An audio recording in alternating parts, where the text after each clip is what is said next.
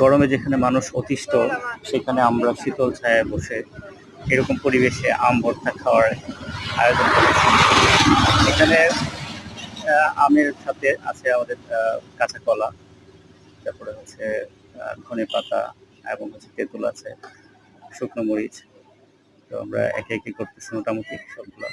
এখানে অনেকে আছে আমাদের সাথে, ফাতিন, বিরাম, রাব্বি, বাবু, আমার বাইকনা, রিজান। তো আমরা একটু আমের স্পাইসি করে নিয়ে যাচ্ছি মুখে নিচে। ও, এই যে আমাদের ভর্তার উপকরণ একেবারে এখন মাখানো হচ্ছে। ঝাঁঝালো একটি পরিবেশ, আমরা অল্প কিছুক্ষণের মধ্যে খেয়ে নিব।